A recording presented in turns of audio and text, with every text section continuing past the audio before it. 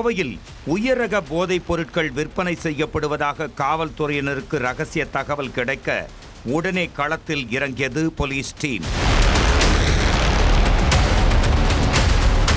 இறங்கிய அதே வேகத்தில் 7 பேரை கைது செய்த போலீசார் அவர்களிடமிருந்து சுமார் 70 லட்சம் ரூபாய் மதிப்பிலான உயரக போதைப் பொருட்கள், பவுடர், கொகைன், கிரீன் கஞ்சா, உலர்ந்த கஞ்சா, குஷ், 25 லட்சம் ரூபாய் ரொக்கம், 12 செல்போன்கள், மது பாட்டில்கள் ஆகியவற்றையும் பறிமுதல் செய்தனர்.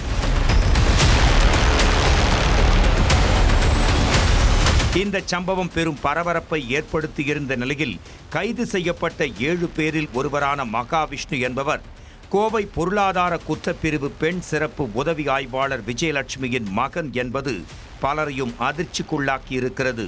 மகாவிஷ்ணுவுடன் மணிகண்டன், விநாயகம், கிருஷ்ணகாந்த், ஆதர்ஷ் டால்ஸ்டாய், ரிதேஷ் லம்பா, ரோகன் ஷெட்டி ஆகியோரும் கைது செய்யப்பட்டனர். அதைத் தொடர்ந்து போலீசார் நடத்திய விசாரணையில் ராமநாதபுரத்தைச் சேர்ந்த ரிதேஷ் லம்பாதான் மகாராஷ்டிராவிலிருந்து ஜேக்கப் பிராங்க்லின் என்பவர் மூலமாக போதைப் பொருட்களை கடத்தி கோவைக்கு கொண்டு வந்தது கண்டறியப்பட்டது. அதன் பின்னர் கோவையில் பெரிய நெட்வொர்க்காக செயல்பட்ட ரிதேஷ் லம்பாவின் டீம் டாக்டர் உள்பட பல முக்கிய பிரமுகர்களுக்கு கஞ்சா விற்பனை செய்து வந்தனர்.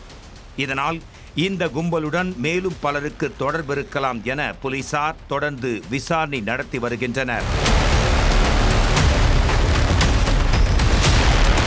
இதனால் அதிர்ச்சியடைந்த போலீசார் கைதானவர்களிடமிருந்து கைப்பற்றிய 12 செல்போன்களை ஆய்வு செய்தனர்.